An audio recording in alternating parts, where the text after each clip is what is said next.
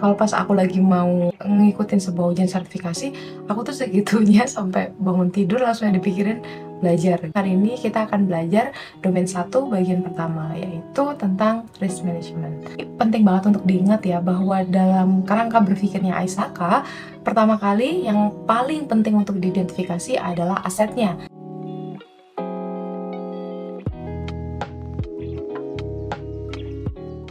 Hai teman-teman, selamat pagi semuanya. Dan hari ini aku mau memulai series Study Ciza with Me. Tapi kalau teman-teman lihat aku tuh kayak masih ngantuk banget. Ya, ini pagi banget, ini masih jam 6 gitu ya. Dan ini aku sengaja bikin videonya justru pagi-pagi kayak gini biar ngegambarin sama teman-teman kalau pas aku lagi mau ngikutin sebuah ujian sertifikasi, aku tuh segitunya sampai bangun tidur langsung yang dipikirin belajar gitu ya. Karena ya mungkin kayak orang lihatnya, mungkin buat dia gampang ya ujian itu. Tapi nggak teman-teman, buat saya pun ya saya emang harus ngoyo banget segitunya belajarnya untuk ujian CISA waktu itu. Pagi-pagi yang dipikirin langsung belajar.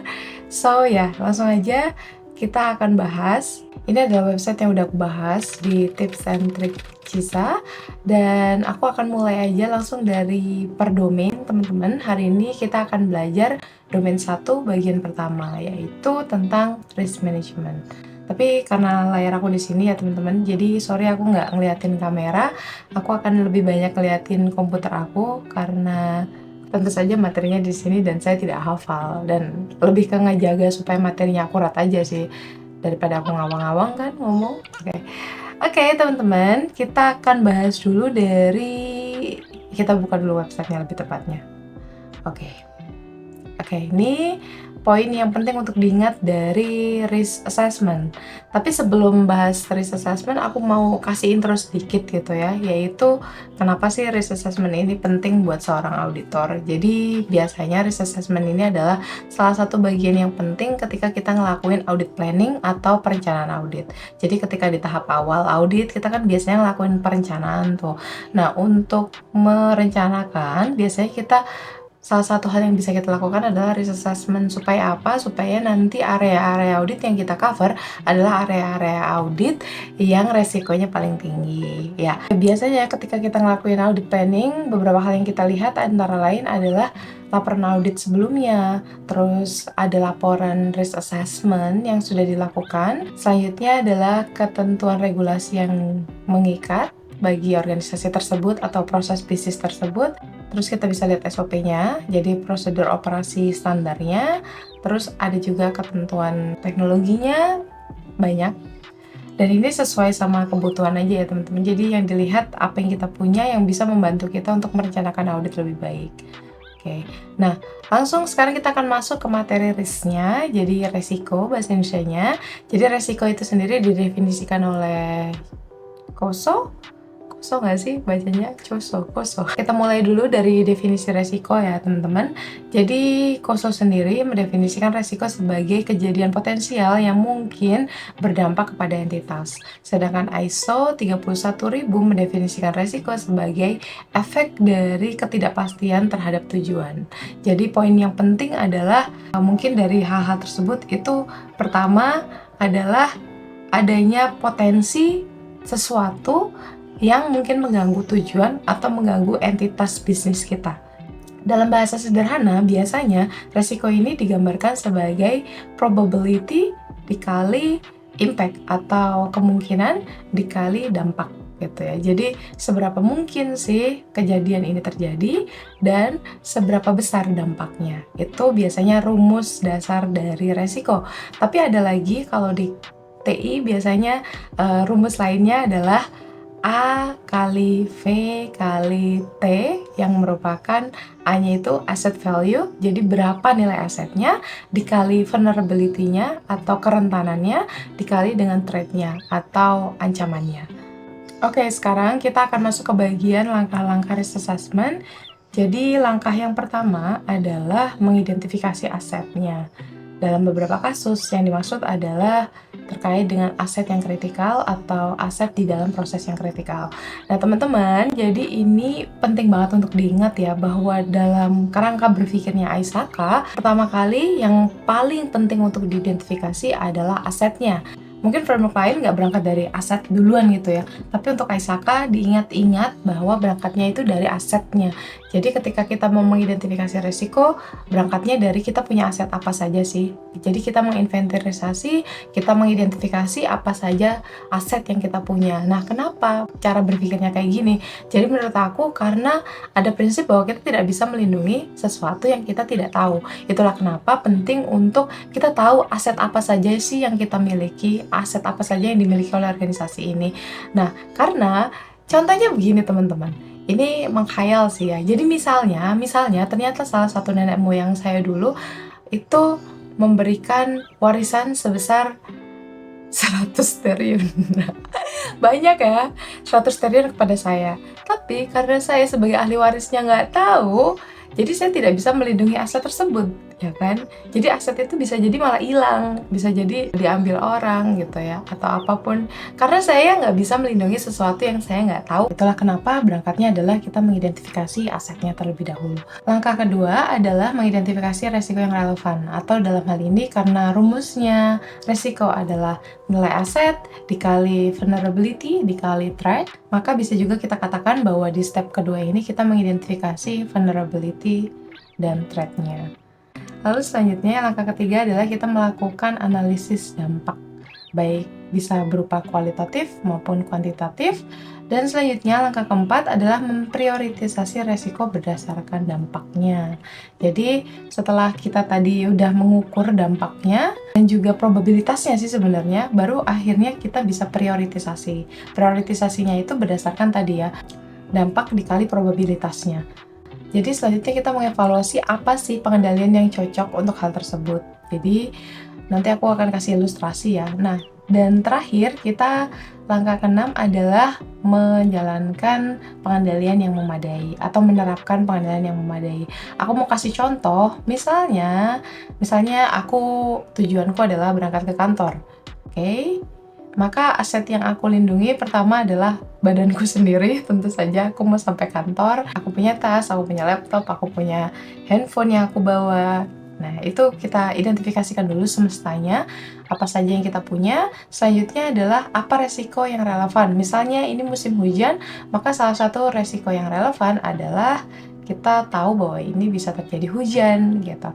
Maka terus kita analisis dampaknya. Kalau aku kehujanan di jalan, kira-kira apa ya dampaknya? Aku masih bisa kerja nggak ya? Aku sampai kantor nggak ya? Jadi itu dinilai aja probabilitasnya seberapa mungkin aku terkena hujan hari ini, terus dikali dampaknya kalau aku kehujanan. Di langkah keempat kita akan memprioritisasi resiko. Jadi resikonya kan sebenarnya nggak cuma hujan ya teman-teman, tapi bisa jadi motornya mogok, atau bannya bocor, atau aku dicegat orang di jalan. Ada banyak resiko, nah itu diprioritisasi mana yang paling penting buat aku untuk aku tangani. Selanjutnya kita mengevaluasi apa sih pengendalian yang cocok. Misalnya kalau untuk hujan ya berarti pengendaliannya, oh aku bawa jas hujan gitu ya, aku bawa payung gitu. Nah selanjutnya langkah keenam adalah kita menerapkan pengendalian yang memadai.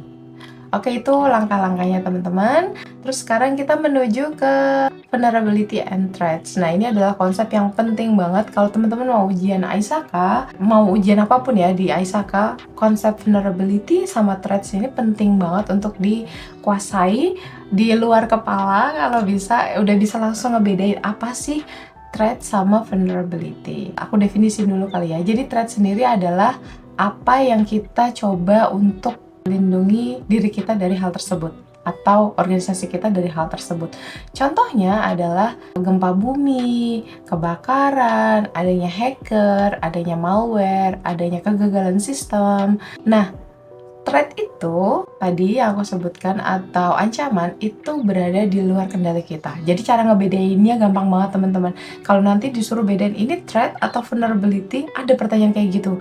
Jadi adalah apakah threat, apakah vulnerability, apakah pilihan-pilihan lainnya, tapi kita tuh biasanya dibikin bingung tuh apakah itu threat, apakah itu vulnerability. Nah, Untuk ngebedainnya adalah, coba deh dipikir, itu tuh di dalam kendali kita nggak sih? Kalau itu di dalam kendali kita, itu vulnerability.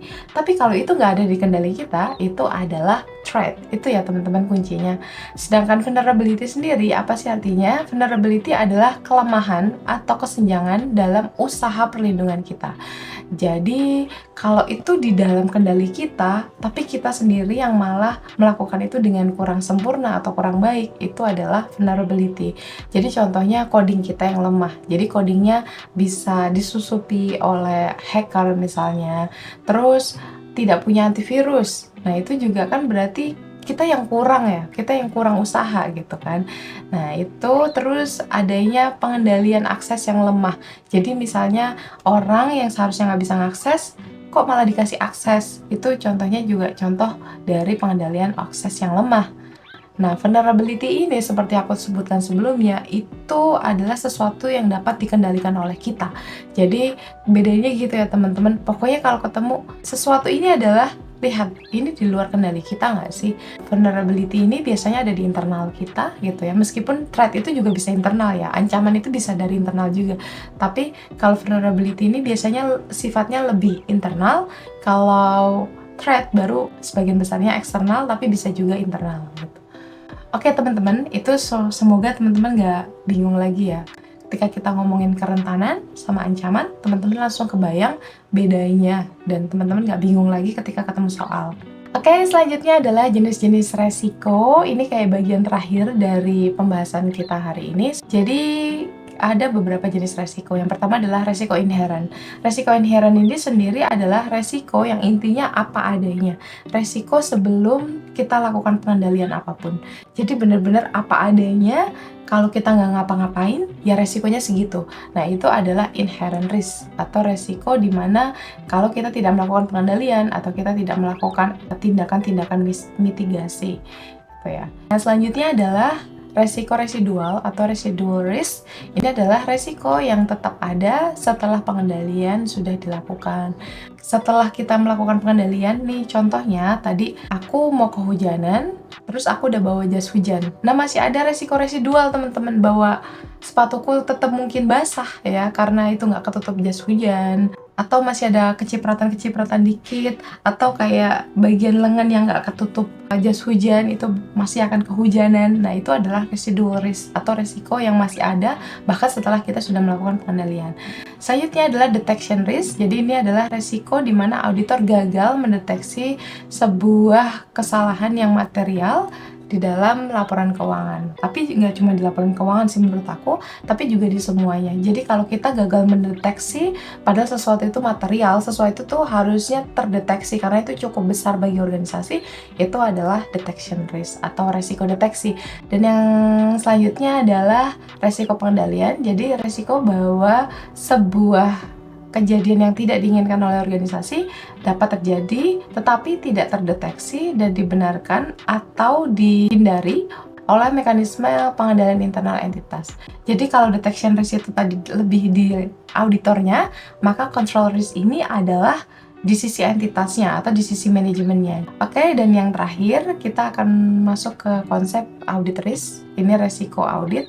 Jadi resiko audit itu biasanya adalah perkalian antara resiko bawaan atau inherent risk dikali resiko pengendalian atau control risk dikali detection risk atau resiko deteksi. Oke teman-teman, selamat datang kembali di Bicara Audit, masih di Study CISA with me. Jadi di bagian ini aku akan bahas tentang piagam audit atau audit charter dan juga compliance and substantive testing. Jadi ini adalah tes substantif dan tes kepatuhan. Tapi kita mulai dulu mungkin dari yang audit charter ya. Jadi ada beberapa poin yang penting untuk diingat. Jadi yang pertama adalah dalam skenario apapun, peran sebuah fungsi IT audit harus ditetapkan melalui piagam audit. Jadi langkah yang super penting untuk dilakukan oleh fungsi internal audit adalah bisa mendapatkan audit charter atau piagam audit.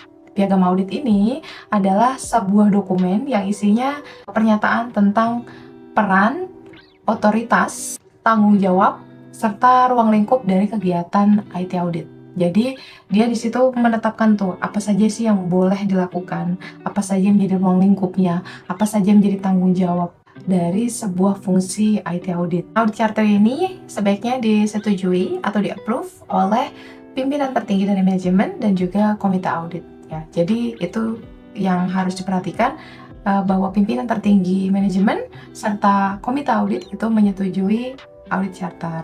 Oke, selanjutnya dalam skenario apapun, tindakan seorang auditor itu dipengaruhi oleh audit charternya ya. Jadi nanti kalau ada pertanyaan misalnya, apakah sebuah area ini menjadi tanggung jawab IT auditor? Kita baliknya ke dokumen audit charter kita ya, karena di sana ada peran dan tanggung jawab kita tuh didefinisikan di sana. Selanjutnya adalah charter ini seharusnya tidak dinamis ya. Jadi hanya bisa berubah jika memang harus berubah. Jadi dia sifatnya karena sebenarnya lebih ke hal-hal yang prinsip gitu ya teman-teman. Jadi dia nggak berubah-ubah tuh, bukan kayak dokumen perencanaan audit yang mungkin bisa berubah-ubah sesuai dengan misalnya ada penyesuaian resiko organisasi gitu ya. Nah tapi kalau charter ini karena dia sifatnya lebih prinsipil seperti kayak peran, tanggung jawab dan otoritas dari IT audit, maka biasanya sifatnya itu tidak dinamis, tidak berubah-ubah. Selanjutnya, audit charter seharusnya tidak memuat hal-hal yang detail seperti kalender tahunannya audit, perencanaan audit, terus alokasi sumber daya, dan juga kegiatan-kegiatan rutin audit lainnya. Nah, tadi udah aku sebutin bahwa dia tuh isinya hal-hal yang lebih prinsip ya teman-teman, bukan hal-hal yang lebih detail, bukan hal-hal yang lebih teknis gitu. Oleh karena itu dia tidak memuat biasanya tuh sampai hal detail seperti perencanaan auditnya, terus alokasi sumber dayanya seperti apa, terus juga kalender auditnya kayak gimana. Itu biasanya di dokumen lain ya. Kalau di tempat saya itu namanya PKPT, program kerja pengawasan tahunan. Mungkin di teman-teman namanya audit plan atau apapun gitu, tapi intinya dia bukan sesuatu yang sifatnya lebih detail dan lebih teknis ya. Jadi ingat-ingat ya teman-teman, jadi audit charter itu isinya hal-hal yang lebih prinsipil. Dan yang terakhir dari audit charter adalah aspek seperti hal-hal yang lebih detail, itu juga nggak ada di audit charter, seperti biaya audit, terus biaya perjalanannya audit, nah itu juga tidak masuk. Pokoknya intinya audit charter ini adalah hal-hal yang lebih prinsipil, lebih strategis gitu ya, bukan hal-hal yang teknis. Oke, sekarang kita akan menuju bagian selanjutnya, yaitu terkait dengan tes kepatuhan dan tes substantif, atau dalam bahasa Inggrisnya disebut compliance testing and substantive testing. Nah, ini ada beberapa poin yang penting untuk diingat. Jadi yang pertama adalah dalam skenario apapun, pengujian kepatuhan harus dilakukan pertama ya.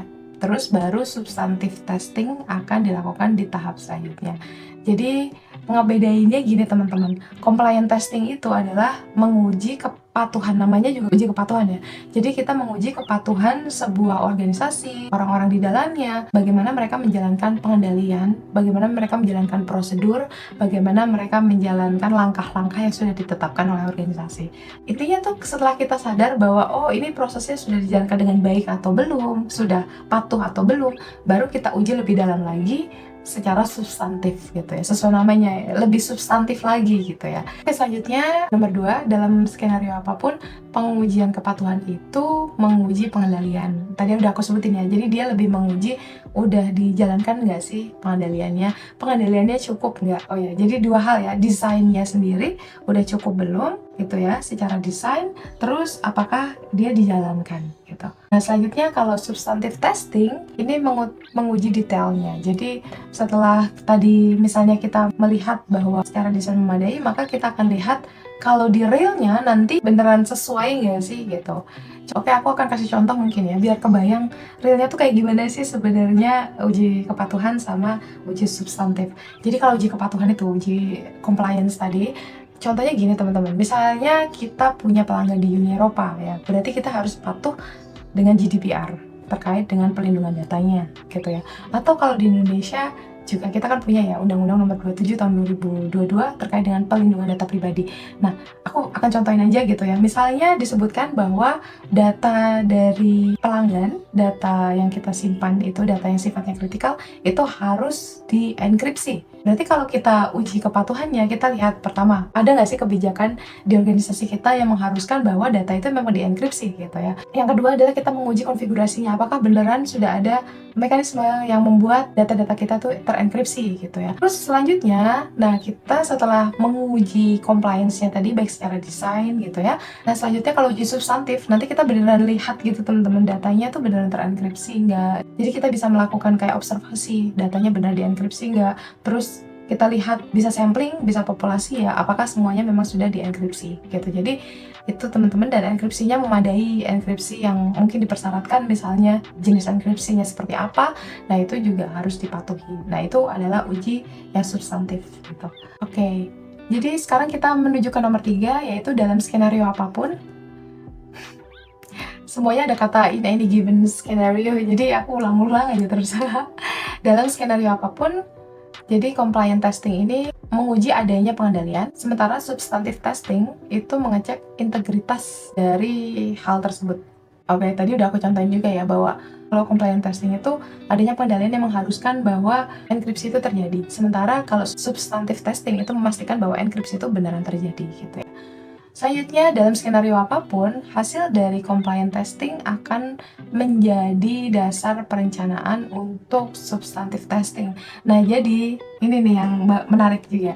Jadi, kalau kita sudah melakukan compliant testing, itu akan jadi dasar kita melakukan substantive testingnya tuh seluas apa, sedalam apa, seserius apa gitu ya. Jadi, kalau misalnya compliant testingnya mengindikasikan bahwa kita, organisasinya memiliki pengendalian internal yang baik, maka substantive testing biasanya bisa tidak dilakukan bahkan, atau dikurangi gitu ya, atau sampelnya lebih sedikit, karena kita sudah meyakini bahwa secara desain, secara pengendalian internal itu udah memadai. Tapi itu balik lagi ke judgement auditornya ya, jadi nggak berarti berarti harus nggak adain aja kalau misalnya compliant testingnya udah bagus, nggak gitu ya. Jadi itu sekali lagi balik ke judgement seorang auditor, bagaimana melihat hasil compliant testingnya itu, terus substantive testingnya itu seperti apa gitu. Oke, selanjutnya sebaliknya, kalau misalnya compliant testingnya menunjukkan bahwa pengendalian internalnya ternyata kurang, maka bisa-bisa substantive testingnya ini jadi jauh lebih serius gitu ya. Jadi sampelnya lebih banyak, atau bahkan kita cover populasi kalau bisa, terus metodenya bisa lebih dari satu jenis gitu ya. Itu karena kita ingin memastikan banget bahwa ada proses yang baik gitu ya yang dilakukan oleh organisasi kita. Jadi dengan kata lain, pengembangan dari substantive testing ini sering kali bergantung sama hasil dari compliance testingnya gitu ya. Dan ini adalah konsep yang terakhir dalam skenario apapun, metode attribute sampling. Attribute sampling itu intinya menentukan apakah pengendalian itu ada atau tidak ada gitu ya, akan berguna untuk menguji kepatuhan. Salah satu konsep yang penting untuk diingat juga ketika kita melakukan uji compliance atau uji kepatuhan, maka kita bisa tuh namanya melakukan attribute sampling gitu ya. Jadi attribute sampling ini intinya adalah hal yang penting untuk mengidentifikasi apakah sebuah pengendalian itu ada atau tidak di semua organisasi. Hai teman-teman, selamat datang kembali di Bicara Audit dan masih dalam rangkaian Study CISA with me. Hari ini kita akan bahas materi domain pertama, bagian terakhir. Akhirnya kita 1/5 perjalanan ya sih teman-teman. Yuk, masih semangat ya, semangat teman-teman untuk belajar CISA bareng sama aku. Dan hari ini kita akan bahas 3 topik. Yang pertama adalah tentang control self-assessment, yang kedua tentang sampling, dan yang terakhir tentang closure meeting sama audit follow up. Oke, aku akan mulai dulu dari yang pertama, yaitu control self-assessment atau biasanya disingkatnya CSA, CSA. Jadi poin yang pertama yang harus diingat adalah dalam skenario apapun, tujuan dari control self-assessment adalah untuk bisa mengkonsentrasikan diri kita dalam area audit yang resikonya paling tinggi, dan juga untuk meningkatkan monitoring pengendalian oleh pegawai. Nah, jadi teman-teman, ada konsep di dalam organisasi namanya control self-assessment. Jadi intinya adalah pegawai, dalam hal ini di pihak manajemen, itu melakukan assessment atau penilaian terhadap pengendalian yang ada di organisasi tersebut. Jadi tujuannya apa? Tujuannya pertama, supaya kita mengidentifikasi area-area apa yang resikonya paling tinggi, dan pada akhirnya kita bisa meningkatkan pemantauan atau monitoring yang dilakukan oleh para pegawai terkait dengan pengendalian. Sesuai namanya ya, control self-assessment. Jadi para manajemen itu melakukan self-assessment atas pengendalian yang mereka miliki, apakah pengendaliannya sudah cukup gitu ya. Pertama sih dari mengidentifikasi dulu ya area resiko apa yang paling tinggi, terus apa saja pengendaliannya, apakah pengendaliannya sudah cukup. Nah, selanjutnya poin yang perlu diingat adalah dalam skenario apapun, peran dari seorang IT auditor dalam control self-assessment adalah sebagai fasilitator. Jadi kita perannya bukan yang melaksanakan kegiatan self-assessment itu, tetapi kita menjadi fasilitator ya. Jadi kita membantu karena pihak manajemen mungkin pemahamannya terkait dengan GRC atau tata kelola, risiko, dan juga pengendalian itu tidak sebaik auditor gitu ya. Mereka tetap, menurut aku manajemen punya pemahaman hal tersebut, tapi mungkin akan lebih dalam pemahamannya auditor. Jadi auditor akan menjadi fasilitator, akan membantu manajemen untuk melakukan control self-assessment dalam rangka sebagai fasilitator. Selanjutnya adalah dalam skenario apapun, faktor kesuksesan paling penting untuk control self-assessment adalah keterlibatan dari manajemen. Nah, jadi manajemen harus merasa terlibat, merasa memiliki proses tersebut, memiliki resiko tersebut adalah kunci bagaimana kita mewujudkan keberhasilan dari control self-assessment. Jadi, intinya bagaimana para manajemen itu terlibat, para manajemen itu merasa memiliki proses, memiliki resiko, itu adalah hal yang paling penting. Dan yang terakhir adalah dalam skenario apapun, tujuan dari control self-assessment adalah meningkatkan tanggung jawab audit, tetapi tidak menggantikan pekerjaan audit ya. Jadi intinya gini, bahwa control self-assessment ini itu tidak menggantikan audit ya, karena nanti hasil control self-assessment bisa diverifikasi, bisa diaudit lagi areanya oleh auditor untuk memastikan memang sudah berlangsung dengan baik prosesnya gitu ya. Tapi meningkatkan, pasti dengan harapannya dengan kita melakukan control self-assessment ini akan terjadi peningkatan gitu. Peningkatan dari pengelolaan proses itu sendiri, bagaimana resikonya, bagaimana pengendaliannya, dan nanti dengan demikian, karena manajemennya lebih terlibat dalam pengendalian, maka harapannya sih nanti auditor bisa fokus ke area-area yang lebih kritikal lagi gitu ya, karena mereka setengahnya dibantuin nih sama manajemen untuk melihat dari sisi pengendalian dan juga resikonya. Dan itu teman-teman adalah poin-poin penting dari materi control self-assessment. Sekarang aku akan geser ke materi sampling. Jadi ada beberapa poin yang perlu diingat. Yang pertama adalah dalam skenario apapun, sampling statistik itu digunakan ketika probabilitas dari error atau probabilitas kesalahan itu harus dikuantifikasi secara objektif. Nah, jadi ada tuh kejadian-kejadian di mana itu nggak bisa kualitatif teman-teman, tapi harus kuantitatif. Misalnya berhubungan sama kerugian finansial, itu biasanya kita akan ngelakuin yang namanya statistical sampling. Ketika nggak perlu ada subjektivitas dalam penilaiannya, maka kita biasanya menggunakan statistical sampling. Jadi di video sebelumnya aku udah sempat bahas tentang compliance dan substantive testing. Nah, sekarang kita akan bahas nih untuk metode samplingnya seperti apa sih. Jadi kalau untuk compliance testing ada namanya attribute sampling. Nah, ini buat nginget-nginget gampangnya, attribute sampling tuh kayak gimana? Attribute sampling adalah menentukan ada atau tidaknya sesuatu, atribut gitu ya. Dalam hal ini pengendalian, ada atau tidaknya sebuah pengendalian itu bisa dilihat dengan yang namanya attribute sampling gitu ya. Nah, untuk substantive testing kita menggunakan namanya variable sampling. Nah, variable sampling ini intinya adalah untuk menjawab seberapa.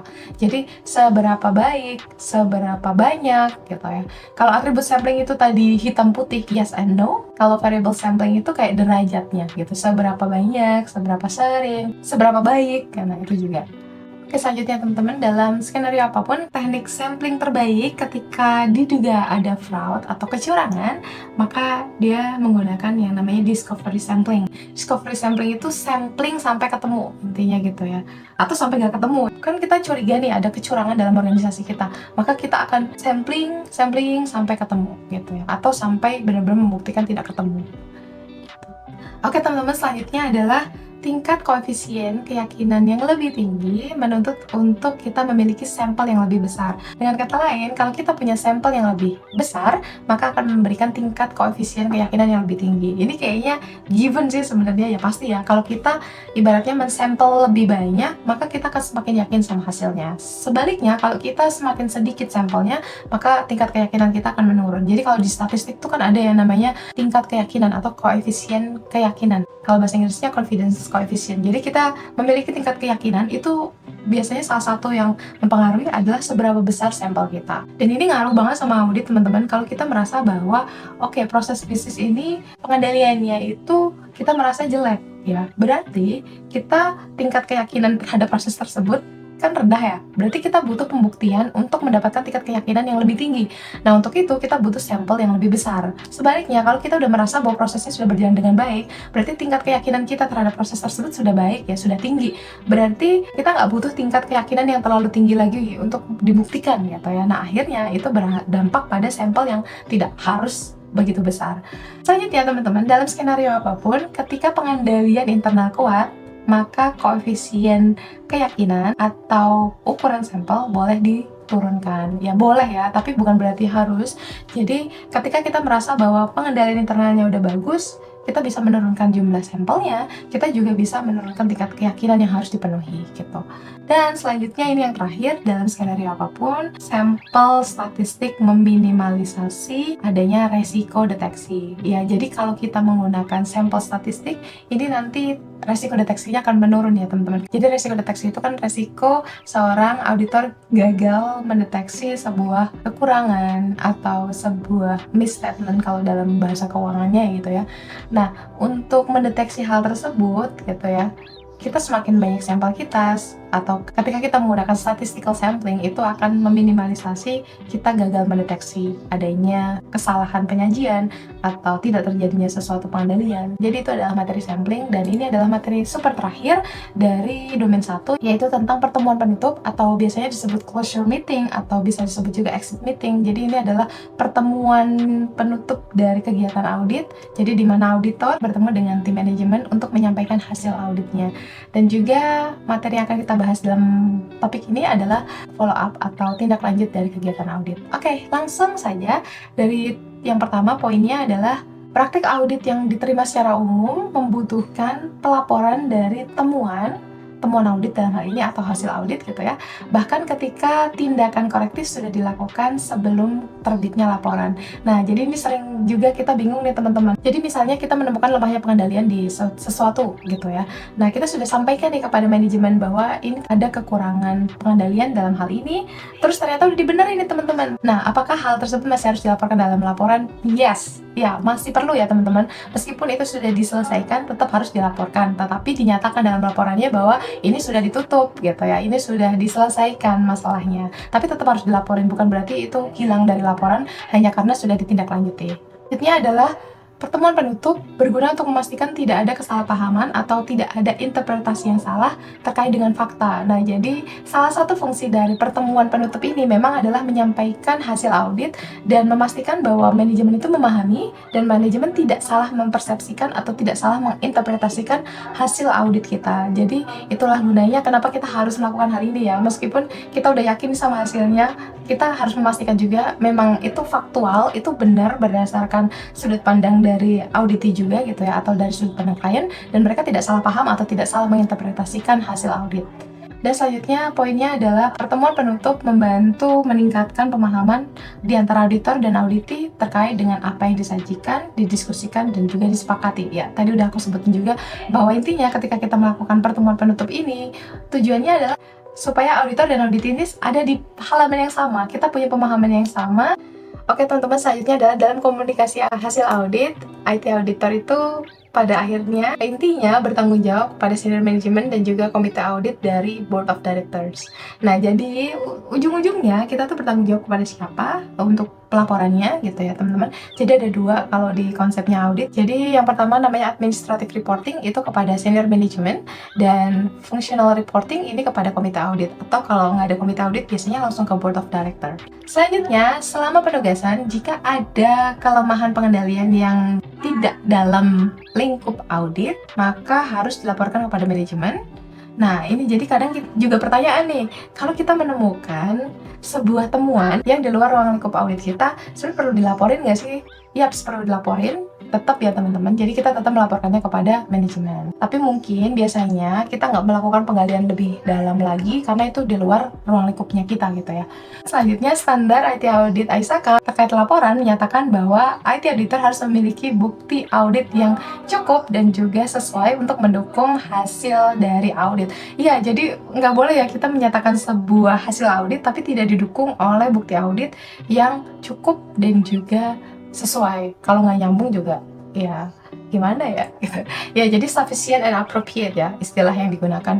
Sebenarnya kalau di luar sana aturan bukti audit itu ada macam-macam kriterianya gitu loh teman-teman. Bukti audit itu ada beberapa kriterianya, tapi kalau untuk ISAKA yang paling penting adalah sufficient and appropriate ya. Oke, ada dua poin lagi. Yang terakhir adalah disarankan untuk kita melakukan audit konfirmasi setelah tanggal penyelesaian yang disepakati oleh manajemen terkait dengan penyelesaian dari sebuah masalah. Oh ya, by the way, auditor tuh nggak boleh menentukan timeline ya. Jadi kita nggak boleh menetapkan misalnya, oh dalam 1 tahun ini harus diselesaikan ya. Kita nggak boleh. Yang netapin itu harus manajemen. Nah, tapi setelah manajemen menyatakan misalnya, oke, kita akan menyelesaikan masalah ini dalam misalnya 6 bulan, maka setelah selesai 6 bulan itu, auditor tuh bisa melakukan namanya confirmatory audit. Jadi kita memastikan bahwa hal tersebut berjalan beneran, atau kalau ada misalnya kekurangan pengendalian, berarti pengendaliannya sudah ditambahkan. Jadi intinya hasil audit kita sudah ditindaklanjuti, dan tujuan dari tindak lanjut tersebut atau audit tindak lanjut adalah untuk memvalidasi tindakan remediasi atau tindakan untuk menutup celah atau untuk memperbaiki proses terkait dengan hasil audit. Jadi tujuannya adalah kita memvalidasi hal tersebut emang beneran sudah dilaksanakan, apakah sudah diperbaiki gitu ya teman-teman. Jadi itu adalah bagian terakhir dari domain pertama. Aku senang banget sudah seperlima perjalanan. Semoga teman-teman tetap semangat ya untuk menyelesaikan materi ini sampai nanti yang domain kelima. Oke teman-teman, bye-bye, dan kita akan ketemu lagi minggu depan insya Allah. Dadah, sehat selalu teman-teman.